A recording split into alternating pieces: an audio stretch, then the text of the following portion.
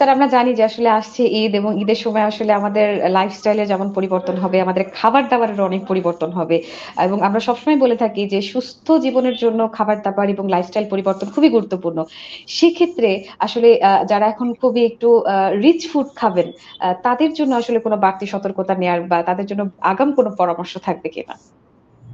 জি, নিশ্চয়ই। আসলে ঈদের সময় আমাদের বিশেষ করে রমজানের ঈদে আমরা যেমন পুরা একটা মাস সিয়াম সাধনার মধ্য দিয়ে পালন করি। সো এই সময় খাবারের কিন্তু অভ্যাসটারও অনেক পরিবর্তন হয়। খাবার গ্রহণ করারও পরিবর্তন থাকে। এটা শেষ করে যখন আমরা ঈদ পরবর্তী খাবারের আগের স্টাইলে চলে যাই, তখন কিন্তু অনেকেই বিভিন্ন রকম পেটের পীড়ায় ভুগতে থাকেন। এই জায়গায় আমাদের খাবার-দাবারে অবশ্যই সচেতন হতে হবে। খাবারের মধ্যে আমাদের সংযমী হতে হবে, পরিমিত খাবার খেতে হবে। সাথে যে খাবারগুলা আমাদের তৈলাক্ত খাবার যতটা সম্ভব এভয়েড করা। যাদের আগে থেকে ডায়াবেটিস আছে তারা খাবার-দাবারে সচেতন হবেন, মিষ্টি জাতীয় খাবারগুলো এভয়েড করবেন।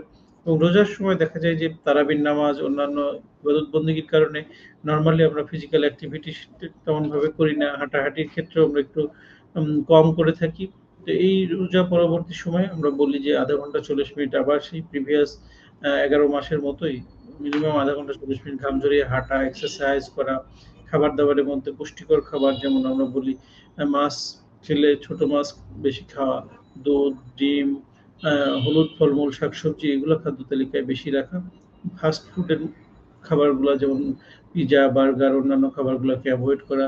আর রেড মিটটাকে একটু আমরা সবসময় বলি যতটা সম্ভব একটু কম খেলে, পরিমিত খেলে ভালো। কারণ এর মধ্যে যেমন হাই প্রোটিন থাকে, সাথে আবার কোলেস্টেরল হওয়ার চান্স বেশি থাকে। তো এইজন্য এটা আমরা যতটা সম্ভব এভয়েড করব। মুরগির মাংসটা কম্পারেটিভলি বেটার, সেটা আমরা খেতে পারি। আর বিশেষ করে যারা বিভিন্ন রকম আর্থ্রাইটিস বা বাতরোগে আক্রান্ত বা ইউরিক অ্যাসিড জনিত সমস্যায় ভুগছেন, তাদের ক্ষেত্রে কিছু খাবার-দাবার আমরা সবসময় কম খেতে বলি। তার মধ্যে রেড মিট, মসুরের ডাল, সিমের বিচি, বরবটি, পুঁইশাক, লিভার, কলিজা এই জাতীয় খাবারগুলো একটু এভয়েড করা।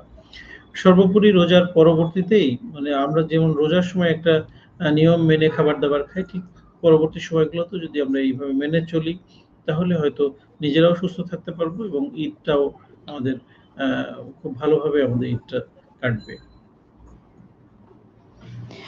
অনেক, অনেক ধন্যবাদ জানাচ্ছি স্যার এবং আমাদের ঈদের আগে হয়তো এই আমাদের শেষ অনুষ্ঠান। ঈদের পরবর্তীতে হয়তো আমরা আবারও কথা বলব দর্শকের সাথে। যাবার বেলায় স্যার ঈদের শুভেচ্ছা এবং সেই সাথে ঈদের সতর্ক যদি কিছু আমাদের দর্শকদেরকে বলতেন। জি, সবাইকে আসলে পবিত্র ঈদ উল ফিতরের শুভেচ্ছা। আমরা দীর্ঘ ১ মাস সিয়াম সাধনার মধ্য দিয়ে যে উৎসবের পালন করতে যাই, এটা আমাদের মুসলিম ধর্মাবলম্বীদের জন্য বড় একটা উৎসব। এই সময় আমরা সবাই যতটা সম্ভব নিয়ম-কানুনের মধ্যে চলবো। পরিবারের সবাইকে নিয়ে একসাথে ভালোভাবে অ্যা ঈদ উদযাপন করব। সেই আশায় আমি সবাইকে আবারও ঈদ মোবারক বা ঈদের শুভেচ্ছা জানাচ্ছি।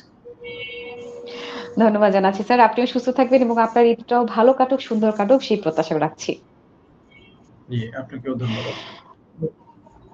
দর্শক ঢাকা সিটি ফিজিওথেরাপি হসপিটালের সৌজন্যে ইটিভির পর্দায় এতক্ষণ দেখছিলেন স্বাস্থ্য কথা আয়োজনটি। কথা হচ্ছিল ঘাড় এবং কোমর ব্যথা রোগীদের ক্ষেত্রে ভ্রমণের ক্ষেত্রে বাড়তি সতর্কতা। সেই বিষয়গুলো কিন্তু আপনাদেরকে জানানোর চেষ্টা করেছি। যেমনটি স্যার বলছিলেন, ঈদের সময়টি যাতে আনন্দ ঘন হয় এবং সেই সময়টি যাতে এই ধরনের সমস্যাজনিত প্রবলেমে আপনাদের না পড়তে হয়, সেই জন্যই কিন্তু আমাদের এই আজকের আয়োজন। আশা করছি আজকের আয়োজনটি আপনাদের কাজে লাগবে।